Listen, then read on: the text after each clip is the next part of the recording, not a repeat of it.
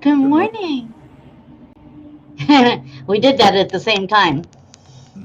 I think that was called like Jinx back in the day, right? Anyway, good to see you. You too, Carolyn. Thank you, Dr. Rosensweet. I'm hoping you're well. I As am. always, I'm glad you're well.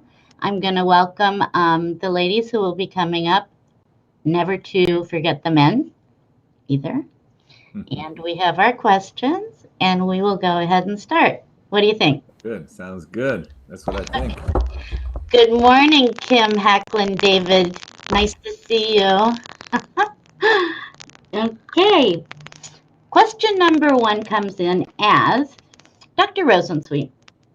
If DHEA can produce testosterone, why is it that testosterone is important to take?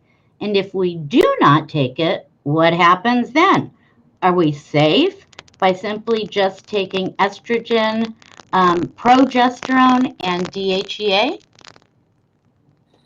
Um, Gosh, so many things are important in midlife, and this is one of my favorite questions because it's one of the most important things.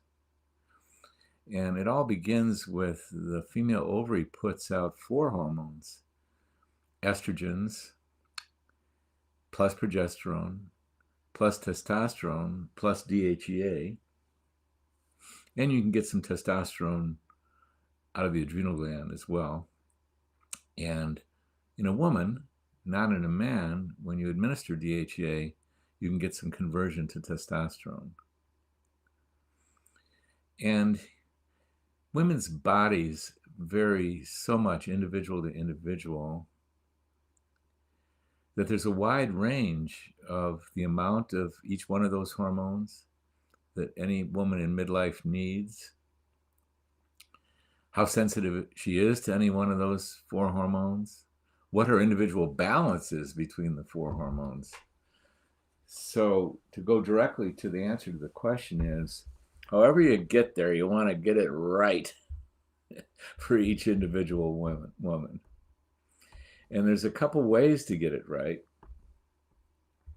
I think ideally we do a 24-hour urine hormone test on every woman at the age of 22 to see what her profile is. That would be successful if she was regularly menstruating. It won't be successful if she doesn't have clockwork periods. And we could get an idea of what her particular preferred levels are the height of her ovarian hormone output, and what her balance is. And we'd save that and 30 years later we'd look at the test result. Hopefully I'll be around 30 years from now.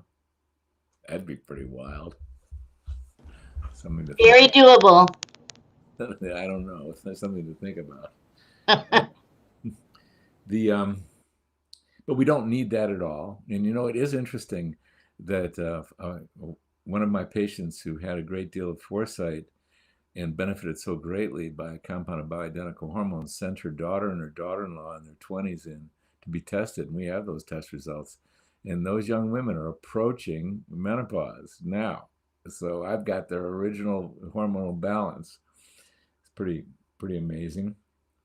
And but those are absolutely not needed at all. So don't be concerned about it in the least. There's no need to compare it to any previous testing because the method we use to determine optimal dosages of all the ovarian hormones is we start with a low dose and we gradually increase each one of those doses.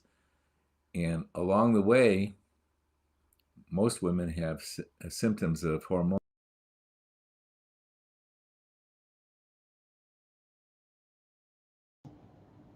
You're frozen.